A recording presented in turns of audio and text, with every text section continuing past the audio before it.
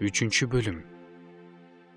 Ал мага: адам уулу, сенин алдыңда эмне турса, ошону же. Бул түрмөк китепти же, анан бар. Ысрайыл үйүнө айт деди. Ошондо мен оозумду ачтым. Ал мага бул түрмөк китепти жегенге берди. Ал мага: адам уулу, мен берип жаткан бул түрмөк китепке курсагыңды тойгуз жана ичиңди толтур деди. Ошондо мен аны жедим. Ал оозумдун ичинде балдай таттуу эле. Анан ал мага мындай деди: адам уулу, тур, Ысрайылга бар. Аларга менин сөздөрүмдү айт. Анткени сен татаал, түшүнүксүз тилде сүйлөгөн элге жиберилип жаткан жоксуң. Сен Ысрайылга жиберилип жатасың.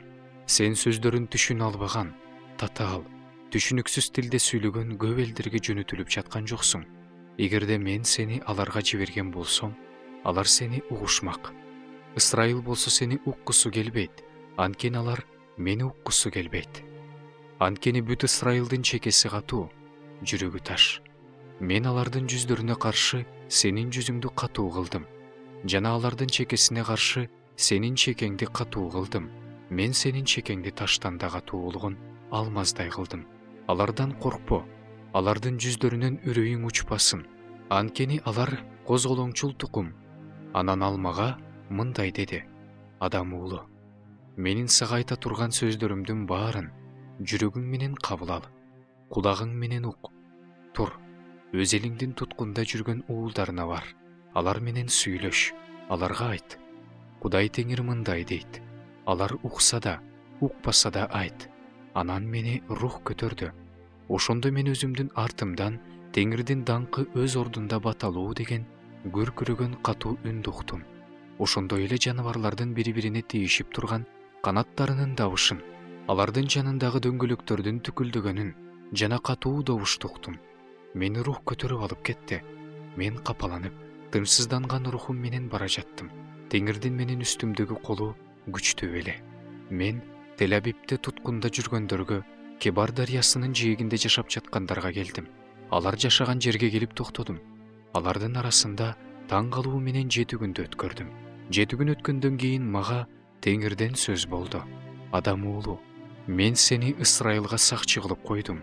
Сен менин оозумдан чыккан сөздөрдү угуп, аларды менин атымдан эскертесиң.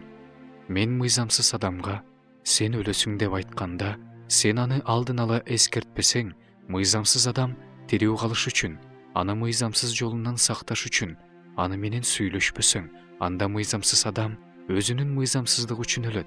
Анын канынын кунун мен сага төлөтөм. Эгерде сен мыйзамсыз адамды алдын ала эскерткен болсоң, бирок ал өзүнүн мыйзамсыздыгынан, өзүнүн мыйзамсыз жолунан бурулбаса, анда ал өз мыйзамсыздыгы үчүн өлөт. Сен болсо өз жаныңды сактап калдың. Эгерде адил адам өзүнүн адилдигинен четтеп, мыйзамсыздык кылса, анда мен анын алдына тоскоолдук коем. Ошондо ал өлөт. Сен аны алдын ала эскертпеген болсоң, анын адил иштери эске алынбайт. Анын канынын кунун мен сага төлөтөм. Адил адам күнөө кылбаш үчүн сен ага алдын ала эскертсең, ал күнөө кылбаса, анда ал тирүү болот. Анткени ал эскертилди, сен да өз жаныңды сактап калдың. Ошол жерде Теңирдин колу менин үстүмдө эле. Ал мага: тур, талаага чык, мен сени менен ошол жерде сүйлөшөм деди. Мен туруп талаага чыктым. Ошол жерде Кебар дарыясынын жээгинен мен көргөн даңкка окшош Теңирдин даңкы турган экен. Ошондо мен жүз төмөндөп чыгылдым. Мага рух кирип, мени өйдө тургузду. Ал мени менен сүйлөшүп мындай деди: үйүңө барып бекин. Адам уулу, сени жип менен байлап салышат. Сен аларга бара албай каласың. Мен сенин тилиңди таңдайыңа жабыштырам.